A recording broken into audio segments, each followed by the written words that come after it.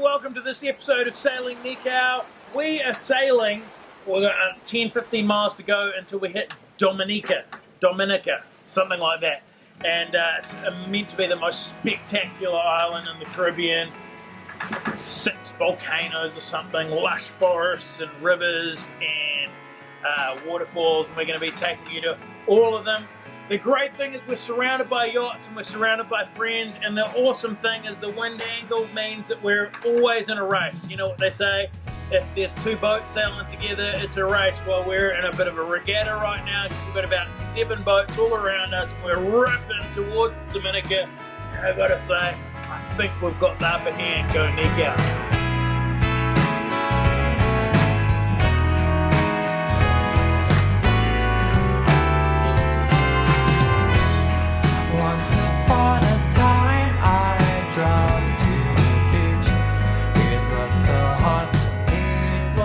According to the Doyle's Pilot Guide, which I love, they're awesome for the Caribbean, by the way, if you're ever going to do one of these trips, Dominica is one of the most unspoiled, natural, beautiful islands in the Caribbean. In fact, it even says that if Christopher Columbus was to come back today, Dominica would be the only island he might recognize because it's so unspoiled. So we are super excited to visit here and looking forward to hopefully taking some inland trips and seeing this unspoiled beauty.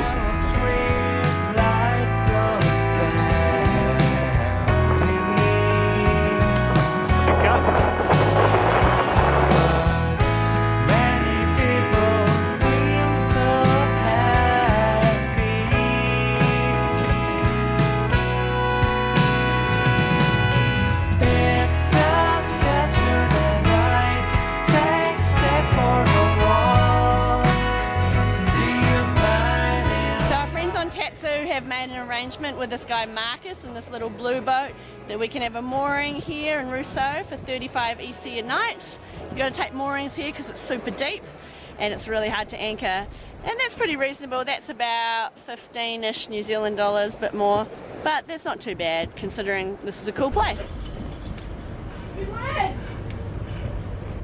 What are you doing? I don't know, what are you doing? I'm filming. You think I'm taking a photo, right? I wasn't quite sure what you were doing. Are you enjoying this bay? It's very pretty, so far so good. The mountains are amazing, the houses are cute. Apparently Marcus is going to organise a tour guide to come speak to us about our island tour later. Hopefully they don't rip us off, and should be good. What are we doing, honey? We are checking into customs. 4 boats. Yep. Tatsu, right here. Mr. Over there we've got Mr. and right at the end It's we've Nikau. got No Nikau, but plans, just booked in. they hate us when we video on these places, but I'm strategically placed behind a pole. The tour guide said Drinks on Nikau for sundowners, hoping to see a bit of a green flash. The sunset. if you haven't tried before, just try one and Apparently at sunset about right now you get this green flash. 3 different boats aboard. Yeah, and you know what? You had a speaker. No, 5 different boats. 5 boats. 5 different boats. Waiting for the green flash.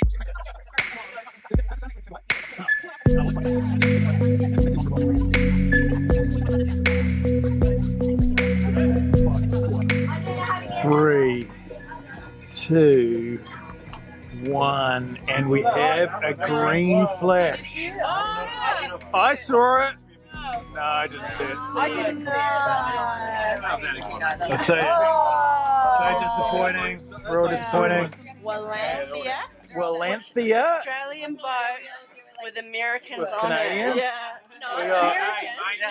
We got the big rugby Aussie at the back from No Plans, and Tatsu, who pretty much kicked all of our asses today on the sail across. We're reminiscing, alright? But kind of like a bit of a roll, roll reverse. Look who wants it. Coco wants it. No, I want it. A train or a plane? A dog. It's a speedboat.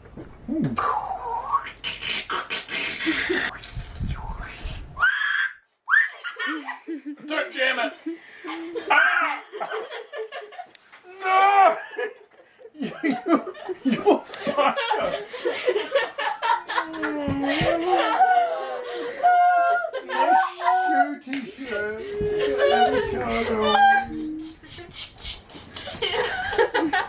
I can't. I have to have a train. So good. Love the train. It was a really fun night hanging out with all of the different crews last night here on Nikau. A lot of people think, oh, you're going to go sail the world, you must be such a loner, just want to be by yourself. Well, man, sailing is such a social thing. We've never been as social as we have been here on Nikau, sailing as we do, and I think all of the boats find the same experience today. Once again, we are hooking up with another 4 or I think 5 boats, right, Jazz? 5 boats, and we're going on a big road trip. All right, we're off. Tour guide for the day. His name is Yankee. Let's go, Yankee! Woohoo! Yeah. Have you got a special name for your like little dangly thing here? Well, no, it's someone who forgot it. Like just hang it there. Someone forgot it. It looks a little scary. Where are we going first, Yankee? We're going to go to the Tito Gorge, the height. Oh, awesome.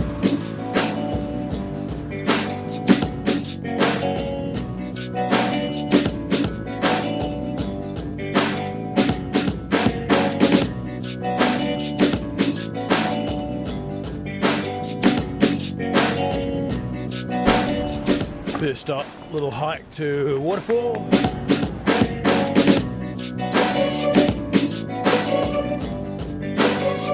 Reminds me a lot of New Zealand, really. All seasons in one day. We just had a whole lot of rain. Except you've had to go barefoot. Barefoot. Why have you had to go barefoot? Oh, because I bought my jandals. And we just passed My a wife proper... was like, bring the shoes. And I was like, We passed a proper guide and he's like, never wear flip-flops hiking in I Dominica. highly recommend bare feet when hiking in Dominica. Our first glimpse of the falls through the jungle. Still got a wee way to go to get to them, I think. How are you finding this, Naomi? Difficult. Very difficult, actually. Why? It's wet and muddy and beautiful at the same time, though. But we're not really seeing the beautiful part because we're just concentrating on our feet. So this is what the jungle looks like to us, and that is what the jungle looks like to you. So technically, you're getting a better experience.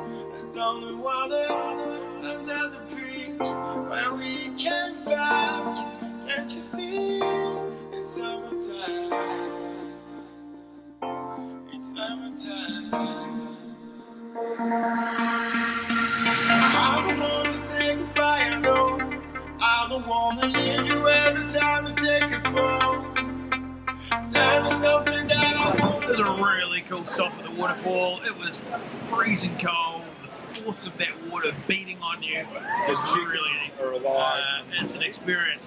Now we're at a lunch stop, and it seems like we're getting chicken and sandwiches. That's all there was on the menu. Not much else. So about a year ago, Hurricane Maria totally decimated Dominica, and they're still recovering, but I think they've got, our taxi driver said 70% of the repairs done, and a lot of the houses are much stronger now, so it was a bad and a good thing. Still doing a lot of repairs from what we can see, but it's looking pretty good. Our taxi driver's house got wasted too, huh? Yeah, and but they got some timber from the Red Cross and new corrugated iron for his roof. That was a pretty sweet little day trip yesterday, and today we're heading up the island.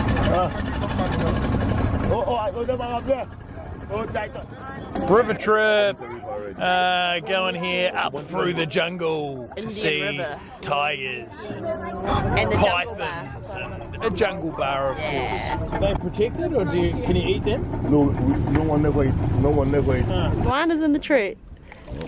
Hard to see though. Go until we can't go any further. We're going to see Calypso's Yeah, no. house. We're just going a little higher up, and that's the way the river goes. It goes that way straight up. Okay. That's just for a listen of Calypso. Okay, cool. From Pirates of the Caribbean. This film started 2005. Hurricane Maria took half of the house. This is Calypso's house. Calypso's house from Pirates of the Caribbean. And the dock. It's destroyed in the hurricane. Hurricane Maria took a bit of it. Half of it. Calypso's still under them. Somewhere. You can see her bony hand like underneath going, help me. Hi. And that's the remainder. Look at this guy. Oh yeah. This is cool. There's the rest of her house. Mario chop and she was smoking some pot and we just relaxing, talking. Yeah. So the guy said, hey, shucks, the French guy. He said, Peter the Mel, it's category 5. Yeah. My friend, at 5 o'clock, all we could feel is wind, rain. 6 o'clock in the night. When you get up in the morning, at 2 o'clock, the hurricane was gone. And you were in your house the whole time, or did you run to a concrete? I got to place? run, my friend. Yeah. My house just run, lift. My house lift. Yeah. I go on one side. I got to lift. Run to a neighbor house. And so do you just go to a friend's house? That's close by the neighbor. Yeah. Go to my neighbor's, knock on the door, open the door. Yeah. Then we come in. All the windows on the side. Just smashed in there. Smashed. A wood leave from nowhere and bust straight to the lady house. Concrete bust the wall. Has there many people died? Yeah, 30 people alone died, not much. Right. Yeah. Next day when I get up, my mom don't have home, no water, all telephone posts down. You got to see mud on the road by the market, the fishing market dock. Up to here was mud. Right. Yeah, I heard. And you can see it on the houses still. Yeah. You could see it on the houses. It was very terrifying, man. After a lady, she faced the hurricane. When she get up and she see her house, all she could do the next day, do this. Boom. Yeah. Died. Heart attack take her, man.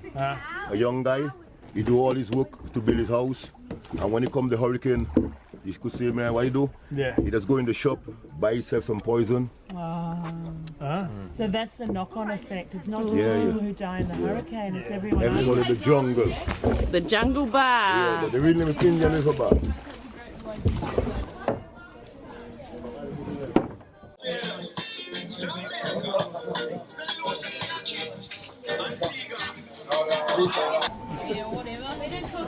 This is the bottle. Look at that. That's the peanut, eh? Yeah, that's the peanut. The peanut punch. Cool. You make it yourself? Yeah. Awesome. Goodbye, kids. See you tomorrow, guys. We'll get you next week. What are we doing, baby? Heading back? We're going back down the river without kids. I will do that. But we've got teenagers. Yeah. They're cool though. You clean it, put it over the fire, then the skin gets clumsy up, it gets soft, and then you peel it. Then now we start to chop it up like chicken. And that's how you cook an iguana. Yeah, that's how you do it. Today is our friend Zoe's birthday. From no plans to boat, no plans, just options. And our other friends from the boat called Sophie have organised 2 suckling pigs to do on a rotisserie. The kids are having an amazing time. I think there's like 40 people that we know in this boat. About 20 of them are kids, and they seem to all have paddle boards that are the same, and they're rafting up, doing lots of cool stuff. Let's go check it out. And here's piggy number 1. Cheers. Happy birthday, Zoe! Hey. Jamie's doing the piggy. He's responsible for this amazing dead animal that's gonna taste great. Bit of pig under there, slow cooking away.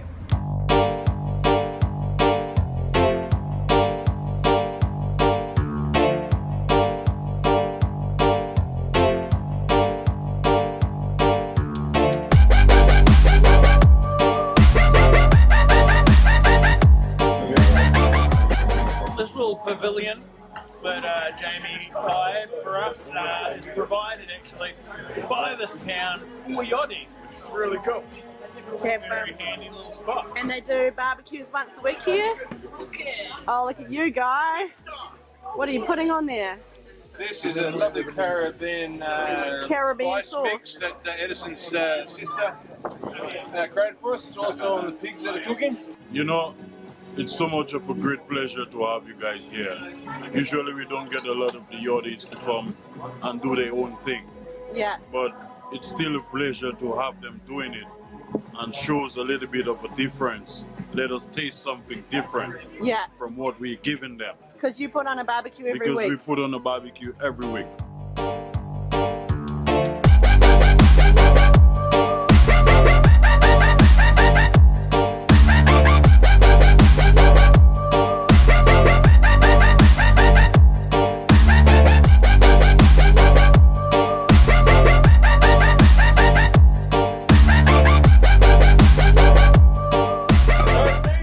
My wife Zoe's birthday. Secondly, the second part of it was a promise made to us, No Plans and Nikau, and that if we cross the Atlantic, we'll be met in Martinique with a pig roast on the beach.